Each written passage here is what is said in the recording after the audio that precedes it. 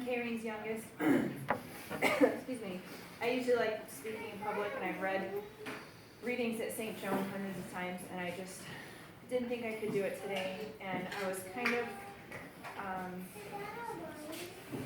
upset that I didn't read anything at my dad's, funeral luncheon or anything, but I don't like crying in public.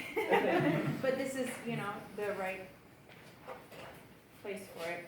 So last year for Mother's Day, I have a blog, and I'm not really a committed blogger. I just do it kind of here and there, and I write something down. And it's just if the Spirit hits me, And I was just thinking about how lucky we are to have Kayrene, our mom. So I wrote this blog post, and I was kind of back and forth on reading it, but she really loved it. So growing up, my mom didn't offer 140 character catchphrases so much as life lessons for my 4 older siblings and me. Good ones. And while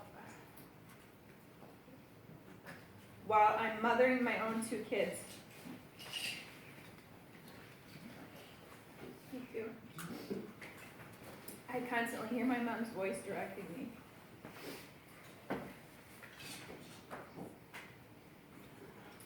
Does it matter? The other day I was having trouble getting Gracie dressed to go to daycare in what I picked out for her to wear. And I was creating a monster, drowning in the details of which shirt matches which pants, and I stopped and took a breath and heard my mom say, "Does it really matter what she wears to daycare?" I smiled and said, "Okay, Gracie, wear whatever you want," which is something I've been doing pretty much every day since. To put myself in someone else's shoes, when I was little, there were 3 other girls on my street who were about my same age. And my mom would always say, 3 little girls cannot play together. Someone always comes home crying. 2 is okay, or 4 are okay, but 3 is always a nightmare. And she was right, it was usually me. I'd come home sobbing about somebody who ditched me, or made fun of me, or said something mean, and my mom would say, "Think about how Susie feels. She's got a lot of drama going on at home. Her mom and dad, weren't always nice to her. Just think about how she feels." And it would make me crazy. 5-year-old little kid going, "Could you just take my side? Could you just be mad?" But it was constant. It was just, how is the other person feeling? What's going on in their life that would maybe possibly make them not treat you as well as you thought? And so that was really frustrating as a little kid to go through, but it's been a great life lesson for me. You've got to laugh. When I was 3 or 4, my 4 older siblings and my sister Amy's friend were having dinner with my parents. I snuck away to the basement to help myself to a piece of chocolate cake. And somehow I put the cake on the couch. I remember doing this. Somehow, I don't know if I dropped it, but there was frosting all over the couch. I painted the couch in lots and lots of chocolate. And I remember doing this in order to clean up. I grabbed a bucket of water and poured it on the couch. After trying to clean it up and clean up myself, I snuck upstairs to hide. And my family finished dinner, and my mom went downstairs to the basement to get the cake. And saw that the cake was not there, and then it was all over the couch. She came upstairs to find me wearing a chocolate beard and chocolate dress, chocolate apron. All my older brothers and sisters were laughing when they found out. And my mom pulled me in the other room and could not stop laughing, trying to say, "Did you eat the cake?" And I said, "No." And it was just a lesson of, it's just, it happens, and you gotta laugh about it. She taught us to stick with it and be thankful for it. I can't imagine having 5 kids. I can't. I have 2 now, and they're just about 3 years apart in age, and when they fight, a part of my brain shuts down, and I can't focus. My mom and dad raised 5 kids and weathered lots of storms. My mom must have taken each moment at a time to make it last and so solid. When my dad died, they'd been married over 49 years. We didn't have a lot growing up, but my mom always voiced her gratefulness for what we did have, because so many in the world go without. And it's on the back of the funeral pamphlet, but one of her favorite prayers is, "May God bless us with a restless discomfort about easy answers, half-truths, and superficial relationships, so that we may seek truth boldly and love deep with our hearts.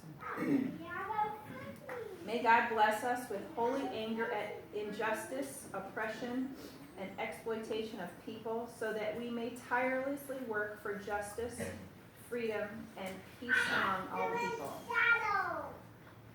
May God bless us with the gift of tears to shed for those who suffer from pain, rejection, starvation, or the loss of all they cherish, so that we may reach out our hand to comfort them and transform that pain to joy.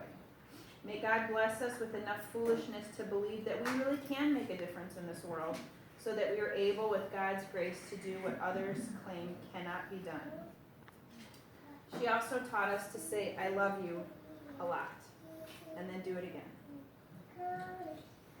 I remember over and over and over hearing from my parents, "I love you, you're a great kid," and I used to roll my eyes and say, "I know, you already told me this." But I didn't realize how special it was until I got older and would go to friends' houses and not hear it. My kids do the same thing. "Mom, you know you love us." And it was just, she kind of felt bad for not doing what she thought she was supposed to. You know, she was sicker for a long time, so she wasn't able to pick up the kids and take them to the park and do that kind of a thing. But she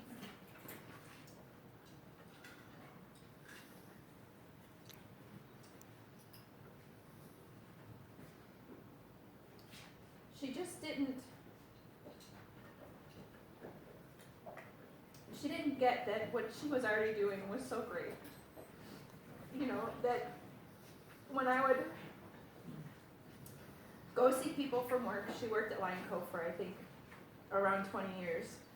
And I would see them if she was in the hospital or she was sick or something, and I would have to go pick up stuff or go do something. They just loved her, you know, because she would just see people, and she would get them, and she would hear them and accept them. She was just, you know, and she was upset that she couldn't do this and she couldn't go be something else, but I can't think of anybody else who would just see people for who they were and accept them and love them without even knowing them. And I think that was just an amazing thing for her to teach us. And like Mike said, when I sat down with Father Gabriel to talk about the funeral, I said, "Mike quit his job to take care of my parents. Sheila moved here for 3 months. Amy and I and Joe traded off other times to be with her." And I think that speaks loudest for who she was and what she provided for us. So, thank you.